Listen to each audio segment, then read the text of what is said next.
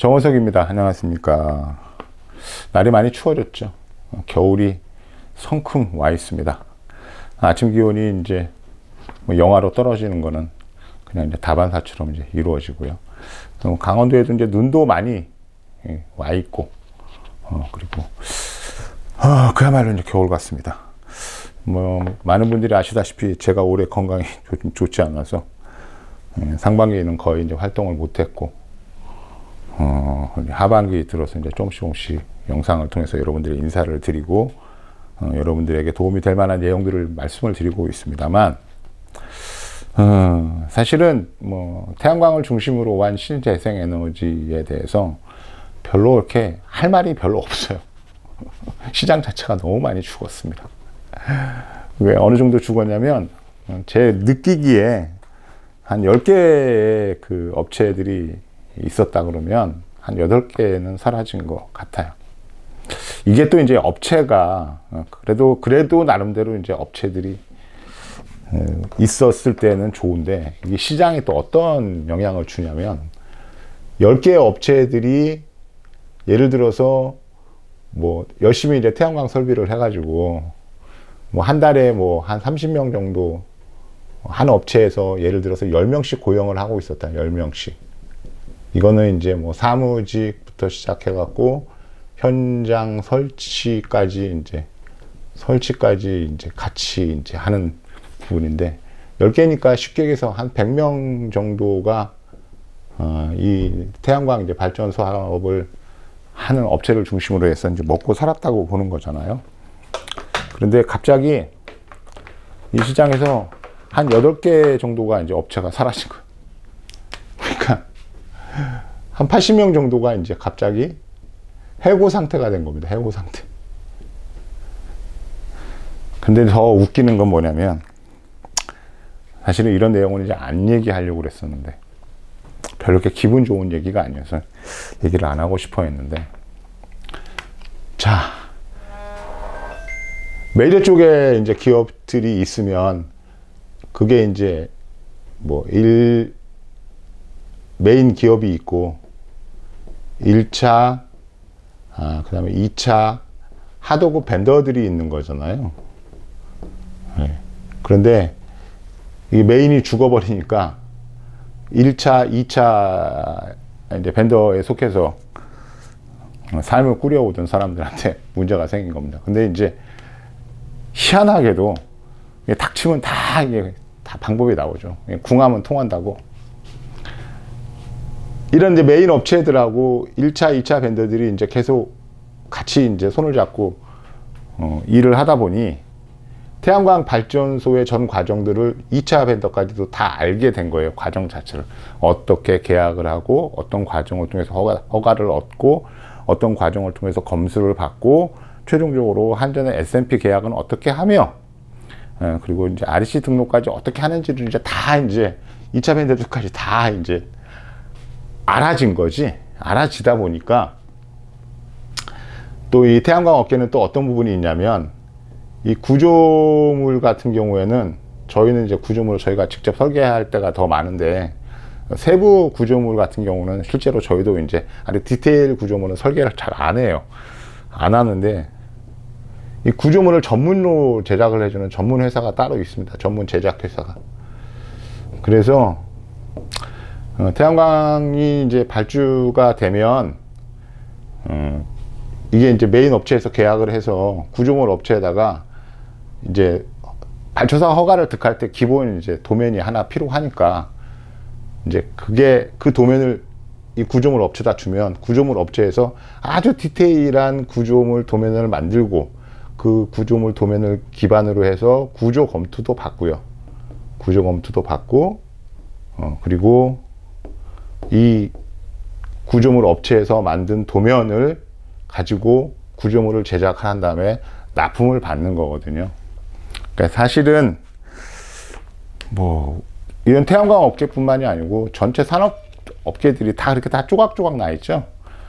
어느 한 업체가 전 과정을 다 하지 않습니다. 그렇게 되면은 어느 한 업체가 전 과정을 다 하면 엄청난 인력을 가지고 있어야 되고, 또 엄청난 설비들을 가지고 있어야 돼요. 자체적으로 그렇게 하는 업체들은 그렇게 많지 않습니다. 여러분께서 주위에 이제 태양광 사업을 하려고 견적을 받고 업체들을 만나보면, 아니, 저희 업체 쪽에서는 뭐 구조물까지도 저희가 다 합니다. 물론 다 하는 업체도 있어요. 근데 구조물이라는 게 실제로 뭐 대단한 거 아니거든요. 그냥 철 작업하는 겁니다. 그냥 철 작업. 그러니까 더 직설적으로 얘기하면, 그 구조물까지 하고 있는 태양광 업체가 이제 어느 날 갑자기 사라진다. 태양광을 이제, 아니, 나 더 이상 못하겠어 하고 손을 딱 놓게 되잖아요. 그러면 이제 철강 구조 업체로 바뀝니다. 왜냐하면 우리 사회에 뭐 일상생활에서도 그렇지만 뭐 모든 산업 내지는 뭐 건설 현장 이런 데는 이제 구조물이 다 들어가게 되어 있으니까. 그런데 이제 태양광 구조물을 그동안 열심히 전문적으로 만드는 업체에서 이 태양광 산업이 시들시들해지면 일반적인 이제 구조물로 이제 제작으로 바꾸게 되는 거죠. 근데 문제는 뭐냐면 그 얘기를 하고 싶은 게 아니고, 메인이 사라지니까 일단 오다가 끊기잖아요. 오다가 끊깁니다. 그러니까 1차, 2차에서 그동안 이제 달고 닦은 노하우, 어깨너머로 배운 것들, 뭐 이런 거를 가지고 태양광 이제 발전소를 이제 수주를 하는데, 중요한 건 뭐냐면, 메인은 예전에, 예를 들어서 이건 예인데요. 100원에 수주했으면, 자, 얘네들 마진 남기고, 뭐 1차, 2차 쪽에 오면은 뭐 80원이나 아니면 90원 정도, 80원이나 70원 정도의 이제 오다를 내려가지고 2차, 1, 2차 벤더들이 이제 현장에서 시공하고 어쩌고저쩌고 했을 거 아닙니까? 근데 이제 쉽게 얘기해서 메인이 없어졌으니까 대가리가 없어진 거지. 그러니까 그동안 갈고 닦은 노하우를 가지고 이 밑에 하부 업체들이 직접 공사를 수주합니다. 공사를 수주해요. 그러면 어떤 현상이 일어나냐면, 메인이었을 때는 100원을 불렀는데 1, 2차 업체들이 이제 메인 역할을 하게 되니까 뭐 80원, 70원 정도로 이제 가격을 불러요. 그러니까 어떻게 돼요? 소비자 입장에서 보면 가격이 훅 떨어졌죠. 참고로 하나 말씀드릴게요. 한 3주 됐는데 전라북도 어느 발전소에서 연락이 왔어요. 연락이 왔는데 바람에 전지판이 한 두세 장 정도 날아갔대요. 날아갔는데 설치하는 업체, 그럼 한 3년밖에 되지 않은 거야. 이 발전소가 준공한 지 3년밖에 안 되는데 설치하는 업체 측에서는 연락이 안 된답니다. 간신히 전화를 했는데 더 이상 태양광을 하지 않는데. 그러니까 이제 제 유튜브 채널을 보면서 저한테 이제 저한테 문의가 왔는데 제가 그냥 그렇게 답변을 했습니다. 보통 정상적인 태양광 업체 같은 경우에는 설비를 구축하는 단가 안에 여러 가지 그러니까 쉽게 얘기해서 설비 업체의 잘못이건 아니면 자연재해건 여러 가지 이제 그 시간이 지나면서 문제가 생길 수 있는 것들을 예측을 할 수가 있어요. 특히 태양광 설비들 같은 경우는 1년 365일 비가 오나 눈이 오나 태풍이 오나 비바람이 치거나 상관없이 그냥 외부에 완전하게 노출되어 있는 설비들이잖아요. 어떤 이유로 해서 그 설비들이 망실이 되거나 아니면 설비들이 파괴가 될지 아무도 모르는 거죠. 또 중요한 건 뭐냐면, 이게 업체들이 이제 설비했던 그 태양광 발전소의 스펙 같은 것들을 요분이 전혀 없이 해놓은 거예요. 근데 괜찮은 업체들 같은 경우에는, 자, 금방 얘기한 것처럼 80원, 70원이 아니라 100원 정도를 이제 100원 정도로 수주하는 업체들 같은 경우에는, 예를 들어서 전지판이 한 현장에 300장이 들어갔다 그러면 한 2장에서 한 5장 정도로 전지판을 더 구매를 해요. 구매해서 현장에다가 일단은 보관을 시킵니다. 왜 그러냐면 그동안의 경험적인 측면으로 해서 100kW 같은 경우에는 보통 한 5년, 7년 이 정도쯤에서 전지판이 한 2장 정도나 3장 정도가 하여튼 어떤 식으로든지 교체가 돼야 될 상황이 되더라 이겁니다. 그런데 태양광 발전 사업을 하셨던 분들은 이제 그때서야 아는 거예요. 태양광 전지판이 그냥 필요하면 아무 때나 내가 원하는 전지판을 살 수 있는 게 아니고, 마치 태양광 이 전지판 시장은 오다드 메이드인 것처럼 어떤 특정 시기에 특정 모델이 훅 생산된 다음에는 단종이 되고, 그리고 다른 모델이 생산이 되니까 시간이 지나면 내가 원하는 전지판을 구할 수가 없는 거예요. 그래서 전지판들을 이렇게 더 구해서 놔둬야 됩니다. 보관할 필요가 있어요. 최소한 뭐 한 2장 정도는 보관할 필요가 있습니다. 그래서 그러니까 이제 이렇게 이제 그분의 이제 건설 단가, 이제 태양광 구축에 필요한 단가를 이제 들었을 때 되게 낮아요. 되게 싸게 태양광을 구축을 한 거야. 그러니까 내 그림에는 이렇게 이제 메인이 사라지고 1, 2차 벤더들이 남아있는 상황에서 1, 2차 벤더들 같은 경우에는 어차피 메인들한테 뭐 이 정도 가격으로 태양광 발전소를 이제 구축을 해줬으니까 그냥 나는 뭐 전에도 이 가격이었는데 근데 소비자 입장에서는 이제 가격이 차이가 나죠. 많이 싸죠. 그러니까 소비자들은 이제 싼 가격에 이런 업체들한테 이제 공사를 맡기고 뭐 업체가 이제 어느 정도 좋은지 안 좋은지 내지는 신뢰할 수 있는지 없는지 뭐 사업의 지속성이나 이런 부분들을 이제 확인하기 위해서 흔히 이제 기업의 활동을 보여주는 뭐 지명원이라든가 공사 실적 같은 것들을 이제 한 번씩 이제 달라고 그러는데 그런 거 주면 뭐합니까? 그런 공사 실적이나 지명원 같은 건 얼마든지 만들어낼 수 있는 거잖아요. 더군다나 이렇게 메인이 있었을 때 실제로 공사들은 이 메인이 한 게 아니고 1, 2차 벤더들이 했었기 때문에 이런 업체들이 그냥 우리 그동안 이러이러한 것들을 이만큼 이렇게 만들어 왔습니다. 잘 돌아갑니다. 뭐 현장에 뭐 어디에 뭐 어떤 발전소에 못 믿겠으면 전화하셔갖고 제 이름 대세요. 그러면은 왜? 소비자들은 실제로 이 메인 쪽의 사람보다는 현장에서 일했던 사람들을 더 많이 접촉을 하기 때문에 뭐 전화하면은 맞다고 얘기를 하겠죠. 그러다 보니까 이제 시장이 이제 더 엉망이 되고 있어요.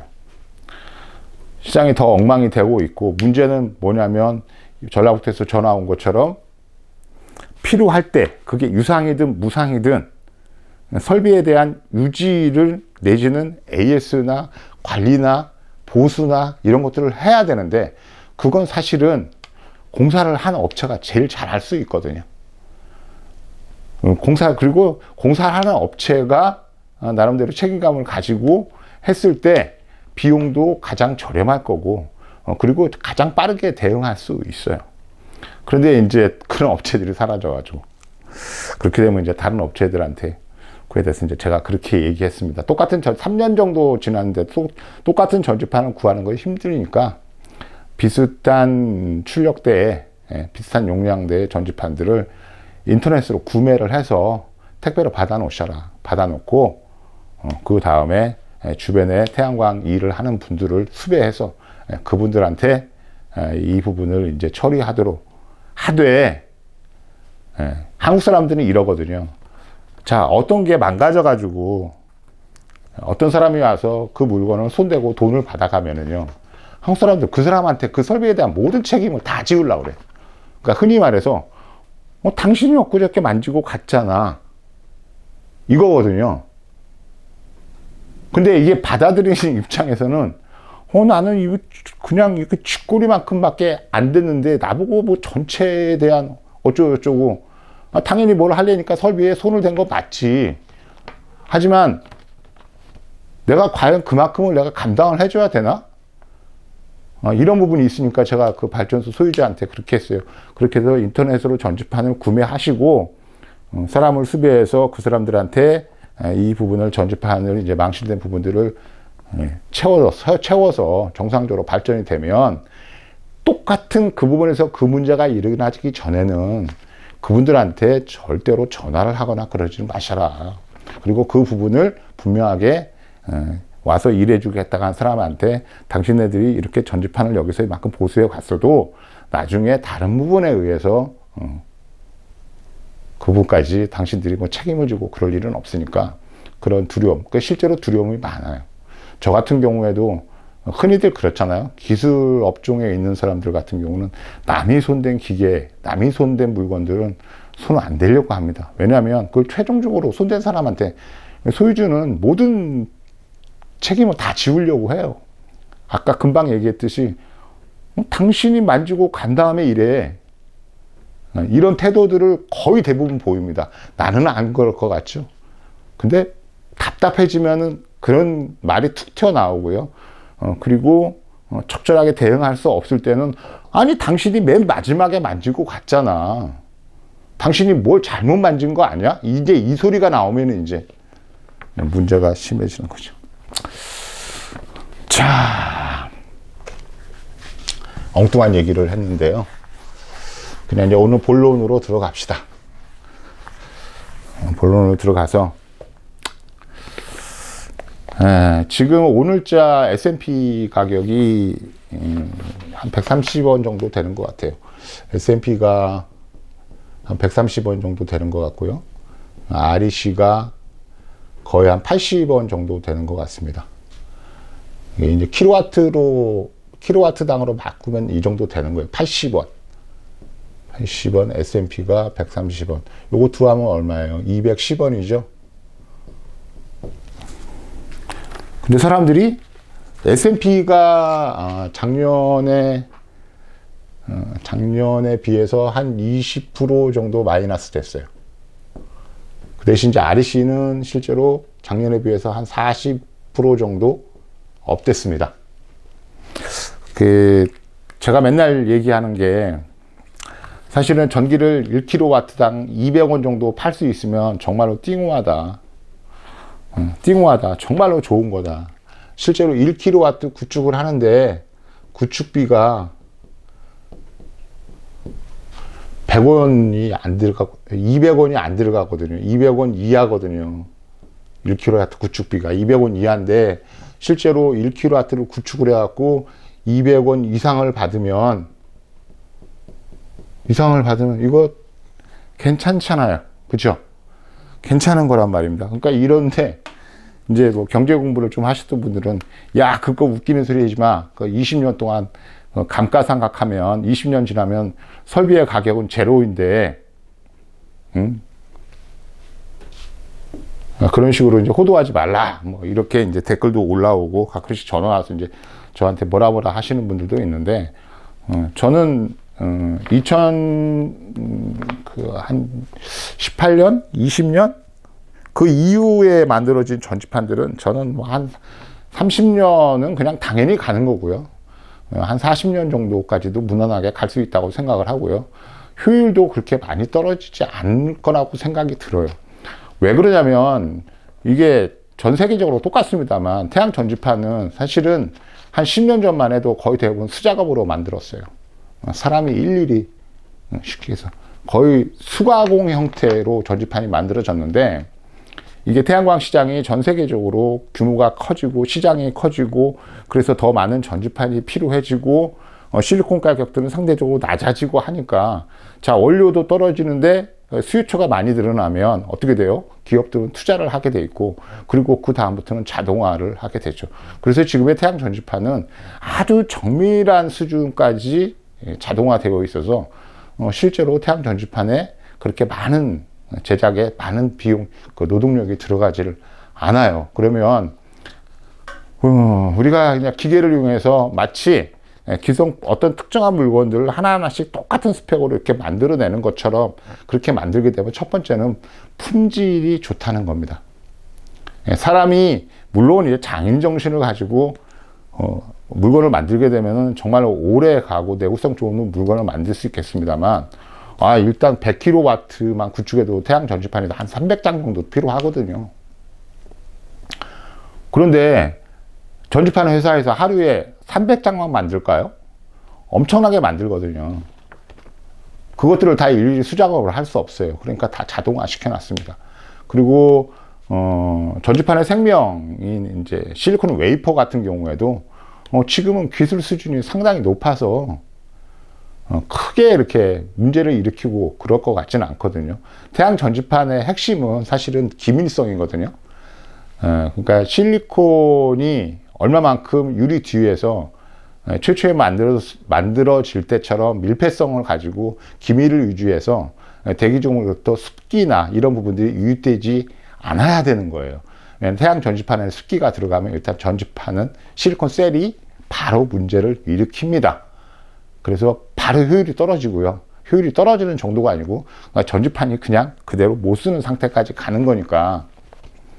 그러니까 이런 실링 작업이나 이런 부분들이 워낙 잘 되어 있고요. 최근 들어서 태양 전지판 앞면을 구성하고 있는 유리도 더 얇아지고, 그리고 난반사 같은 것들을 줄이기 위해서 앞면의 곡면 가공도 좀 더 기술적으로 많이 향상돼 있고 그렇습니다. 근데 정부는 이제, 그래서 지금 현재는 이제 그 한 210원 정도 되는데, S&P는 효과적으로 이제 계속 하락을 해 왔어요. S&P가 코로나 시국에는 S&P가 230원도 갔었잖아요. 그런데 이제 몇 년 전, 한 4년 전, 그러니까 정말로 태양광이 하면 안 되겠다 할 정도로 이제 탄식의 통곡 소리가 들릴 때는 뭐냐면은 S&P가 막 한 80원, 60원까지 떨어진 적도 있어요. 60원. 아직은 준수한 거예요. 그러니까 S&P는 그냥 적절하게 내려가고 있는 걸, 물론 이제 뭐 지금 현재 우크라이나 전쟁, 요즘에 이제 이스라엘 팔레스타인 전쟁 때문에 우크라이나 전쟁이라는 얘기도 잘 나오지도 않고 있는데, 국제적으로 이제 에너지 분쟁이 일어나면 그 분쟁 지역에서의 에너지라든가 아니면 그 분쟁으로 인해서 에너지 흐름이라든가 이런 부분들이 타격을 받으니까 이제 에너지에 대한 가격들을 이제 출렁출렁 할 수 있습니다만, 제가 봤을 때 S&P는 그냥 제가 봤을 때는 한 120원 정도가 기본인 것 같고요. REC 지금 너무 높아. 이거 한 40원 정도 돼야 돼. 그래서 두 개 앞에 한 160원 정도 되면 되는 거예요. 그러니까 이렇게 이제 제가 예상을 이렇게 하라고 그러면 사람들이 뭐라고 그러냐면 태양광 발전사 안 하겠대. 하지 말래니까요. 자, 태양광 100kW 하는데, 100kW 공사하는데 지금 얼마 정도 하나면 1억 한 5천 정도에서 뭐 1억 한 5천 정도에서 한 1억 7천이면은 해요.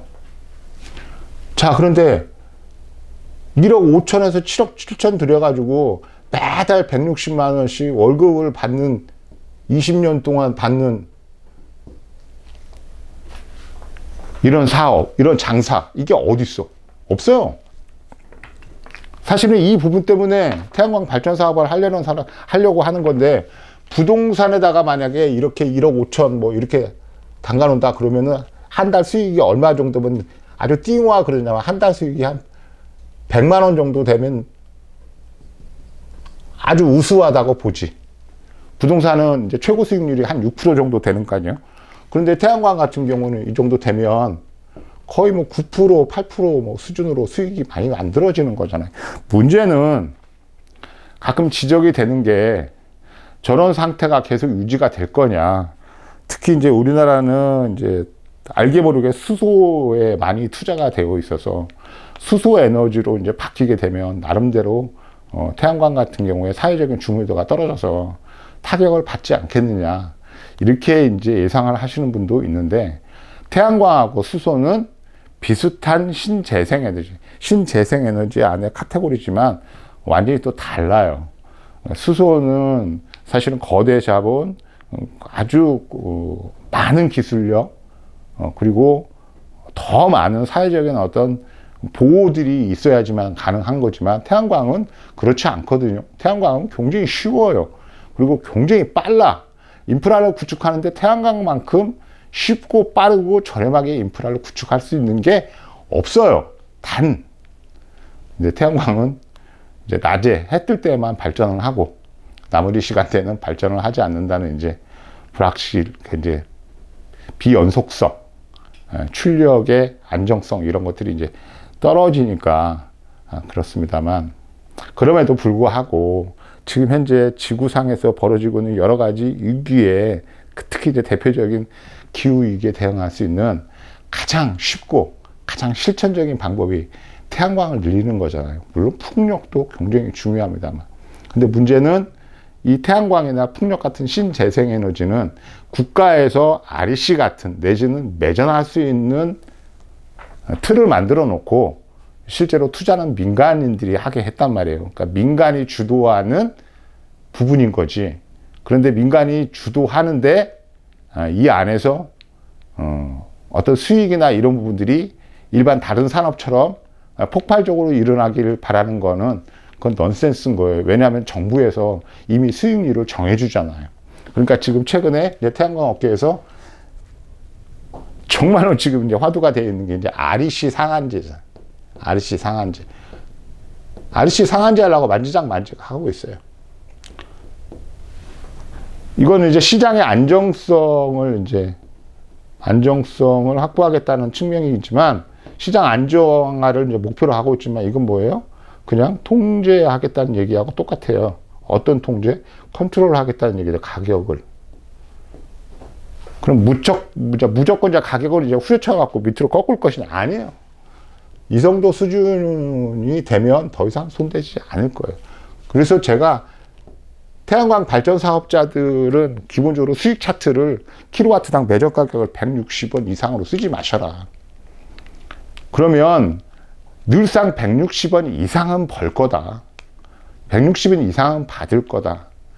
160원 이하로 나오는 때는 거의 없을 거다. 그러면 그게 기본적으로 내가 가지고 있는 투자의 안정성이 확보가 되는 거잖아요.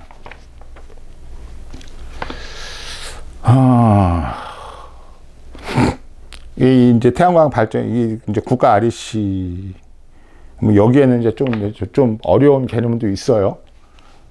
결국은 이제 REC가 이제 고공행진을 하니까, 시장에서 이제 REC가 모자라잖아요.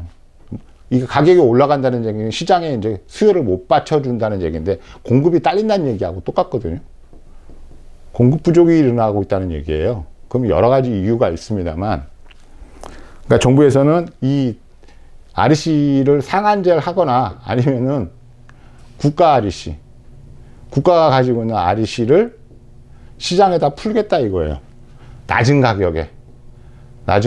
그러면 이 가격들이 내려오겠죠. 그러면 쉽게 내려오게 하기 위해서 REC를 경쟁 입찰시키겠다 하는 거거든요. 경쟁 입찰. 근데 제가 봤을 때 이거 잘 될 것 같지 않고요. 그냥 나름대로 REC를 효과적으로 우리가 정부에서 통제할게, 그런 신호를 주는 걸로 생각을 들어요. 뭐 태양광 발전 사업이 이제 많이 위축됐습니다. 실제로 발전소를 구축할 수 있는 토지들도 굉장히 이제 모자라고요. 입지를 구하는데 뭐 장난 아닙니다. 산업통상부가 각 지자체에서 만든 태양광 발전소가 건설되는 여러 가지 규제 같은 것들을 철폐하기 위해서 나름대로 노력을 하고 있습니다만, 그것도 쉬운 일은 아니죠. 각 지자체가 말을 들으려고 하지 않습니다. 왜냐하면 지역은 지역 나름대로의 어떤 이기적인 측면들이 분명히 존재하니까. 그러니까 시장은 시장대로 계속 하향을 하고 있고, 규제는 이런 식으로 해서 조금씩 더 만들어져 있고, 국제적으로 에너지 가격들은 앞으로 향후 어떻게 될지 모르는데, 정부는 뭐 여러 가지 구실들, 한전의 적자 내지는 이제 송전망을 재구축하는 비용들, 그리고 이렇게 이제 각 기업들이라든가 이런 데서 이제 필요한 REC 같은 규모, 이런 것들을 이제 빌미 삼아서 계속 시장을 통제하려고 하고 있는데, 어쨌거나 정부의 역할은 뭡니까? 정부의 역할은 그야말로 규제, 통제, 규율 뭐 이런 거잖아요. 그래도 그 안에서 나름대로 다 사업을 유지하고 합니다. 또 어떤 측면에서는 정부의 규율, 규제 이런 것들이 유력을, 나름대로 영향력을 행사한다고 하는 거는 우리 사회가 어느 정도는 잘 동작한다는 의미이기도 해요. 자, 최근에 이제 그 태양광 발전 사업 협회를 중심으로 해서 이 국가 주도의 REC, 국가가 REC 자체를 이제 컨트롤 하려고 한다. 그럼으로써 한국의 신재생에너지 시장이 국제 추세에 역행하면서 세계 10위의 경쟁의 규모를 갖고 있는 대한민국이 기후위기나 NDC의 모범을 보여야 되는데도 모범을 보여야 됨에도 실제로 실천적인 측면에서는 이렇게 엉뚱한 짓을 하고 있다. 내지는 이건 역행하는 거하고 똑같다. 이렇게 해서 이제 이제 뭐 국제적인 이제 그룹, 뭐 클라이밋 그룹이나 아니면은 이제 무역협회나 미국 상무부나 이런 쪽에 이제 서신을 보내고, 그래서 이제 컴플레인을 제기할 모양인데요. 제가 봤을 때는 별로 그렇게 긍정적이지는 않습니다. 당장 우리에게 필요한 거는 지금 중동과 이제 그 중앙아시아에서 벌어지고 있는 두 개의 전쟁 문제이고요. 그리고 정말로 심각하게 곤두박질 치고 있는 중국 경제. 사실은 이제 우리에게 이제 어떤 여파를 줄지 이런 것들 때문에 고민을 더 해야 되는 거지. 이게 뭐 REC가 많이 올라가니까 이걸 REC를 어떤 식으로든지 움켜 잡아가지고 적정 가격으로 유지하겠다. 뭐 이런 것보다는 차라리 그냥 신재생 에너지를 좀 활성화시켜 주는 게 나중을 위해서는 훨씬 더 좋을 것이라고 생각이 드는데, 뭐 이렇게 제가 얘기함에도 뭐 대한민국은 태양광 하기에는 정말로 부적절한 나라니까 땅도 좋고 그런데 어디다 태양광을 하느냐, 뭐 이렇게 항변하시는 분도 계시고, 특히 이제 또 아주 좋았을 때 태양광 사업을 검토하셨던 분들 같은 경우에는 대출도 안 해주고, 옛날엔 다 대출했거든요. 태양광 발전소 다 돈 하나도 없이 한 사람들이 너무 많아. 그냥 입만 가지고 한 거예요. 땅만 가지고 한 거야. 토지만 있으면, 부지만 있으면은 건설 비용이 거의 100% 이제 융자금을 통해서 해결할 수 있었거든요. 그런데 이제 대출도 막히고, 그러니까 아무래도 산업의 이제 크기가 이제 순식간으로 확 줄죠. 일감이 이제 확 줄어서 태양광 업체들이 무수하게 사라지고, 그리고 그로 인해서 뭐 나름대로 일단 우리나라의 이제 기후 위기에 대응하는 이런 이제 목표 쪽에도 뭐 빨간불이 켜졌다, 뭐 이렇게는 표현하기 좀 그렇습니다만 어쨌거나 문제가 되고 있고, 뭐 국가 간의 수집 과정에서 필요한 탄소 국경세 같은 것들을 넘어가는 과정에서 정부는 국가가 가지고 있는 이제 REC 같은 것들을 그쪽에다가 들이부어서 기업체들에게 좀 힘을 실어주겠다, 뭐 이런 느낌인 것 같아요. 국가 REC를 이제 수출 물건에다가 이제 태우겠다, 이런 생각을 해서 이제 탄소 국경세나 이런 것들을 이제 넘어가려고 대응하려고 하는 것 같은데, 뭐 그 방법도 나름대로 뭐 설득력이 있는 거니까 무조건 태양광 사업 쪽의 입장에서는 이건 잘못된 건데, 나쁜데, 이렇게 얘기할 수 없는 거죠. 왜냐하면 우리 사회 안에 태양광 사업만 있는 게 아니잖아요. 우리 사회 안에서 태양광 산업은 정말로 작은 규모거든요. 그런데 직접적으로 이제 관련이 있는 분들 같은 경우에는 아무래도 이제 못마땅하죠. 저도 못마땅합니다. 하지만 어쩌겠어요. 우리가 가능하면 큰 틀에서 사고하고 또 큰 틀에서 행위를 하고 그래야 되니까. 자, 금방 얘기한 대로 국가 REC는 이제 국가에서 이제 제한하려고 하는 이제 REC는 제가 봤을 때는 뭐 성공 못할 거예요. 왜 그러냐면 우리나라가 가지고 있는 국제적인 위상이나 경제 규모나 이런 것들 때문에 대한민국은 이제 전 세계에서 모범을 보여야 되는, 어떤 부분을 해야 될 때 선도 국가가 되어야 되는 거거든요. 이게 모든 나라들이 신재생 에너지를 통해서 탄소 중립, 그러니까 NDC를 달성하려는 게 당장 다 모두가 갖고 있는 공통적인 목표인데, 세계 10위 정도 규모의 한국이 그런 부분에서 역행을 하는, 내지는 엇박자를 내는 그런 모습을 보인다 그러면 전체 한국에 대한 이미지부터 시작해서 그걸로 인해서 파생될 수 있는 여러 가지 이제 마이너스적인 요소 때문에 뭐 크게 이렇게 문제가 될 것 같지는 않습니다. 태양광 발전 사업을 계획하고 계신 분들, 나름대로 준비를 하고 계신 분들은 이렇게 이제 단발성 내지는 이제 이거 뭐 언론들이 이제 뭐 대서특필 하거든요.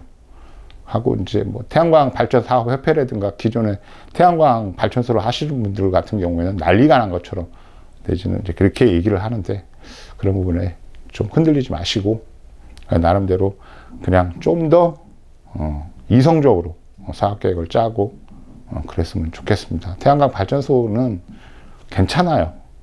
괜찮습니다. 그 부분은 믿으셔도 되고요. 여러분들에게 뭐 실망을 시켜주는 그런 아이템은 아닐 겁니다. 자, 다음 영상에서 또 뵙겠습니다. 감사합니다.